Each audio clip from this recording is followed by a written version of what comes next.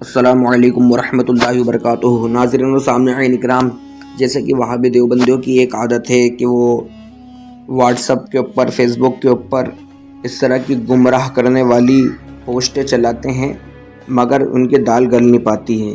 انہی پوسٹوں میں سے ایک پوسٹ آپ کے سامنے نظر آ رہی ہے۔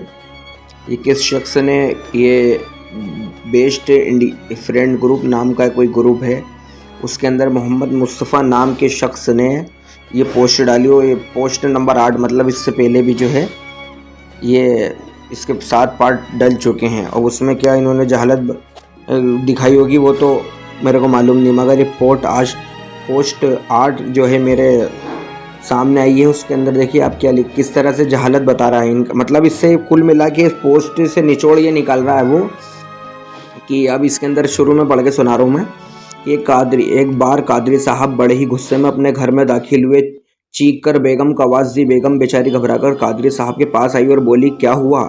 سب خیریت تو ہے؟ اتنا پریشان کیوں ہو آپ؟ تو قادری صاحب نے اپنے جگری دوست اور ہر دل عزیز دوست کا حوالہ دے کر پوچھا کہ تم شیخ صاحب کے گھر گئی تھی اور تم نے ان سے یہ بھی کہا کہ مجھ سے کہیں کہ تمہیں شاپنگ کے لیے پیسے دے دوں؟ بیگم نے اقرار کرتے ہوئے کہا، ہاں گئی تو تھی، اور پیسوں کے لیے بھی کہا تھا۔ قادری صاحب دہڑتے ہوئے بولے، کیا میں گھر میں نہیں تھا؟ کیا کام پر میری واپسی نہیں ہونی تھی؟ میں مر گیا تھا؟ مجھ سے ڈائریکٹ کیوں نہیں مانگے پیسے؟ شیخ سے کیوں مانگے؟ قادری صاحب کی بیگم نے بڑی معصومیت کے ساتھ کہا، مانگے تو آپ سے ہی تھے، آپ ہی سے ہیں۔ میں نے سوچا شیخ صاحب آپ کے اتنے قریبی دوست ہیں تو بس ان سے جا کر بول دیا وہ آپ سے کہیں مجھے پیسے دے دیں۔ یہ سن کر قادری صاحب کا غصہ سوا نیزے پر پہنچ گیا۔ دماغ تو ٹھیک ہے تمہارا؟ گھر میں موجود اپنے شوہر کو چھوڑ کر دوسرے علاقے میں موجود تم میرے دوست سے جا کر کہہ رہی ہو کہ تمہیں پیسے دے دوں؟ وہ کیا بولے مجھ سے؟ تم نے مجھ سے کیوں نہیں کہا؟ بیگم نے قادری صاحب کے غصے کو گویا ہوا میں اڑاتے ہوئے بڑی نرم لہجے میں کہا، ارے وہ آپ کے اتنے قریبی دوست ہیں، ان کی بات ہی کی اہمیت بھی زیادہ ہوگی آپ کی نظر میں۔ یہ سن کر قادری صاحب نے خود کو اپنے بال نوچنے سے بڑی مشکل سے روکا اور پھکارتے ہوئے بولے، دوست کی باتوں کی اہمیت اس کی اپنی باتوں کے لیے، اس کا مطلب یہ نہیں ہے کہ میری بیوی، میرے بچے یا میرے والدین وغیرہ اپنی ضروریات کے لیے مجھ سے کہنے کے بجائے جا کر میرے دوستوں سے بولیں گے، تب میں سنوں گا ورنہ نہیں سنوں گا۔ ارے جو وہ اپنی ضرورت کے لیے مجھ سے نہیں کہیں گے تو پھر کس سے کہیں گے؟ دوست چاہے کتنا بھی قریبی ہو، کیا میں نے تم لوگوں سے کہا تھا کہ تم لوگ اپنی ضرورت میرے دوست سے بولو؟ کیا میرے دوست نے کہا تم سے کہ میرے پاس آؤ اور اپنی ضروریات اور مسائل اسے بتاؤ؟ کیا آج تک میں نے تمہاری ضروریات پوری کہانی میں کوئی کوتاہی کی جو تم میرے دوست کے پاس چلی گئیں؟ بولو، جواب دو۔ ذلیل کروا دیا تم نے۔ آج میرے دوست کے سامنے کیا سوچتا ہوگا کہ وہ میرے بارے میں؟ قادری صاحب بولتے بولتے رونے لگے۔ بیگم نے اس بار بڑی سنجیدگی سے کہا، معافی چاہتی ہوں، ایک چھوٹے سے خاندان کے سربراہ ہو کر آپ کا غصہ سوا نیزے پر پہنچا ہوا ہے۔ آپ کے خاندان کے ایک فرد یعنی میں نے کسی غیر سے نہیں بلکہ آپ کے دوست سے سفارش کروائی۔ کیوں کروائی؟ جبکہ آپ کا روز کا معمول ہے کہ خالق کائنات اللہ سبحانہ و تعالیٰ کی مخلوق ہوتے ہوئے کبھی آپ داماد رسول حضرت علی رضی اللہ تعالیٰ سے مشکل کشائی کروانا چاہتے ہیں، تو کبھی خواجہ معین الدین چشتی رضی اللہ تعالیٰ سے مشکل کشائی کروانا چاہتے ہیں، کبھی بابا فرید الدین سے کاروباروں کی ترقی چاہتے ہیں، اور کبھی مدد کے لیے شیخ عبد القادر جیلانی رضی اللہ تعالیٰ کو پکارتے ہیں۔ کیا آپ کی ان حرکتوں سے اللہ ناراض نہیں ہوتا؟ بے شک یہ سارے بزرگ اللہ کے ولی ہیں، لیکن اس کا مطلب یہ نہیں کہ ان سے مشکل کشائی اور حاجت روائی کرائی جائے، انہیں مدد کے لیے پکارا جائے، جس طرح آپ کو میرا اور آپ کے دوست کے پاس جانا گوارا ہوا۔ حالانکہ میں نے ان سے صرف اپنی ضروریات آپ تک پہنچانے کے لیے کہا تھا، ان سے کچھ مانگا نہیں تھا۔ اللہ بھی اپنے بندوں سے یہی چاہتا ہے کہ اس کے بندے مشکل کشائی اور حاجت روائی اور مدد کے لیے اس کے دوستوں کو نہ پکارے بلکہ صرف اور صرف اسے ہی پکارے۔ اب اس کے بعد ان نے اس پوسٹ کے نیچے اینڈ میں آیت لگئی ہے، سورہ بقرہ کی آیت نمبر 186 میں اللہ تعالیٰ ارشاد فرماتا ہے، اے نبی صلی اللہ علیہ وسلم، میرے بندے جب آپ سے میرے بارے میں پوچھیں تو آپ ان سے کہہ دیں کہ میں ان کے قریب ہی ہوں، اور ہر پکارنے والا جب بھی مجھے پکارتا ہے میں اس کے پکار کو سنتا ہوں اور قبول بھی کرتا ہوں، اس لیے انہیں چاہیے کہ میری بات مان لیا کریں اور مجھ پر ایمان رکھیں، اسی میں ان کی بھلائی ہے۔ تو دیکھا ناظرین و سامعین کرام، یہ اس پوسٹ کو واٹس ایپ کے اوپر چلا کے یہ جو جیسے سمجھ رہا ہے کتنی دور کی کوڑی لے کے آیا ہے وہ، تو قرآن کی آیت پیش کر کے سمجھ رہا ہے کہ اس کا پورا مکمل جیسے ہم نے جواب دے دیا۔ اب اس آیت کا جو ان نے پیش کری، بے شک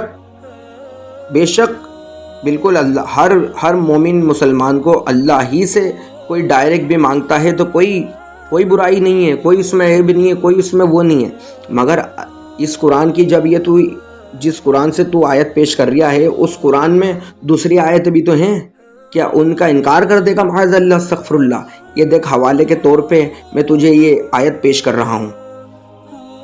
اللہ پاک نے سورہ تحریم آیت نمبر 4 میں ارشاد فرمایا، ہوا مولاہ و جبریل و صالح المؤمنین۔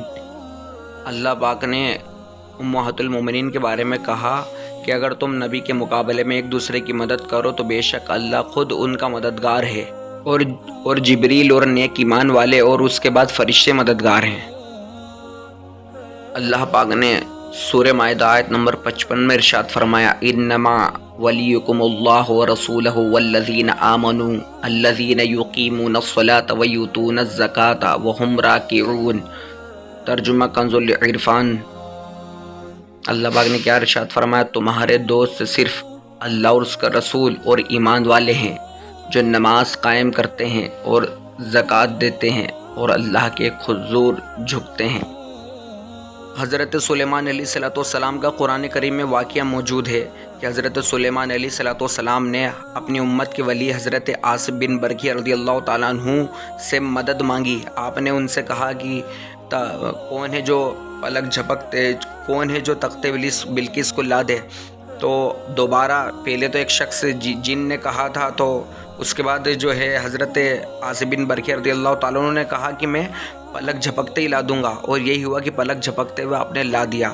تو حضرت سلیمان علیہ السلام نے ان سے مدد مانگی، اللہ سے کیوں نہیں مانگی تمہارے بقول؟ کون تھے حضرت عاصم بن برقیہ رضی اللہ تعالیٰ عنہ؟ ان کے بارے میں مفسرین نے کہا ہے کہ ان کو اسم اعظم کا علم تھا، ان کو زبور کا علم تھا۔ تو جن کو زبور کا علم ہو تو وہ پلک جھپکتے ہوئے جو تخت بلقیس کو لا دیں، اور جن کو قرآن کا علم ہو، اللہ حضور علیہ السلام کے قلب اطہر پر قرآن کریم اترا تو ان کے علم کا کیا عالم ہوگا، ان کے مدد کرنے کا کیا عالم ہوگا۔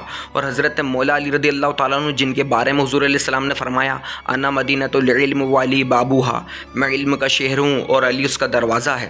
اور حضرت غوث پاک رضی اللہ تعالیٰ عنہ حضور علیہ السلام کی امت کے ولی ہیں۔ جب سلیمان علیہ السلام کی امت کے ولی کا یہ عالم ہے تو پھر اس زمانے کے جو جن کے سروں پر ولایت کا تاج رکھا ہوا ہے، حضرت غوث اعظم رضی اللہ تعالیٰ عنہ، ان کی مدد کرنے کا عالم کیا ہوگا؟ تو سلیمان علیہ السلام کا اپنے امت کے ولی کو حکم دینا اس بات کی دلیل ہے کہ آپ کو معلوم ہے کہ اللہ پاک نے اپنے نیک بندوں کو بھی یہ اختیار اور یہ طاقت دی ہے کہ وہ مدد کر سکتے ہیں۔